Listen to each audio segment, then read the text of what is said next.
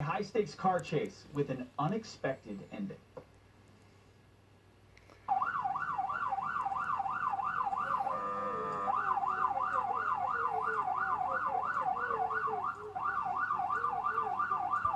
Body cam footage showing the heartwarming moment when Police Chief James Richardson hugged the terrified driver instead of handcuffing her.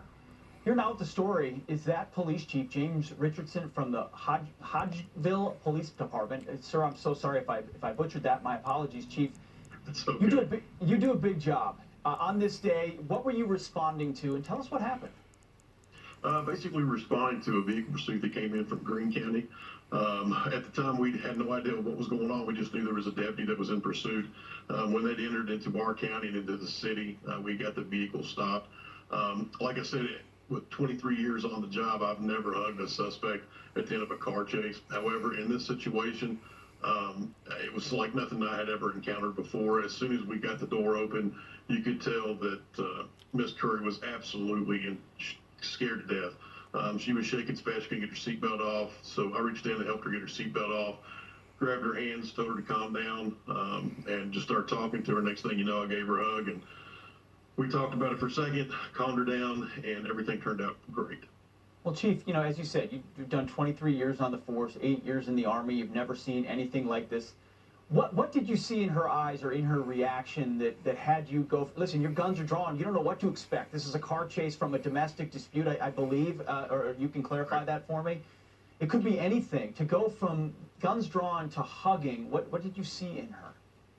Well, as you can see in the video, my Sergeant Garth Avery is actually the individual that has the camera on. He had lethal cover at the front of the vehicle, and when I opened the door, that's what she was staring at.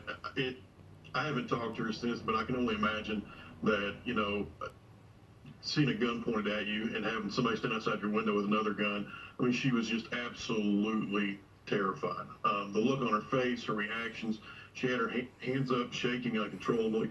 So at that moment, it didn't seem like our usual tactics were needed.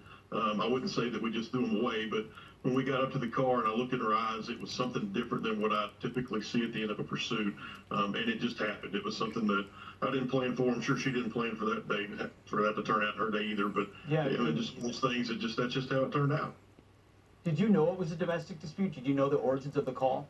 We did not. We did not. All we knew is that the deputy was in pursuit. They had lost radio contact with him. It was only afterwards that we found out there had been some sort of altercation between her and her husband at the residence down in Greene County, and she had fled from that. Wow. So I don't know still if whether she was a suspect in that, a victim in that. Sure. Like I said, we try to treat everybody fairly and equally and just assume that everybody is doing the best they can with what they've got. Like I said, you know, we don't know folks. When we deal with folks, we deal with them sometimes at their lowest.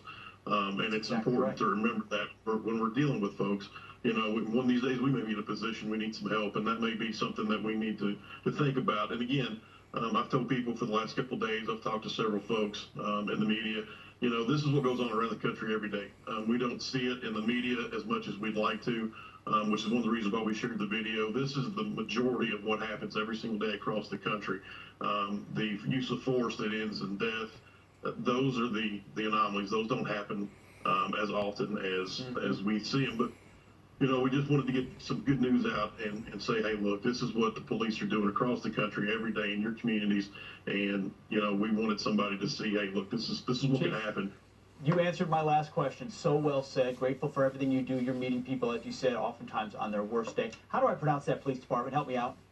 It is Hodgenville, Kentucky. We're the only one. I want to get it right. I want to get it right. Abraham Lincoln himself. There you go. Hodgenville Police Chief James Richardson, thank you for what you do every day and sharing this amazing story. We appreciate it. Thanks for having me. You got it. All right. Well, on another story, it is almost time.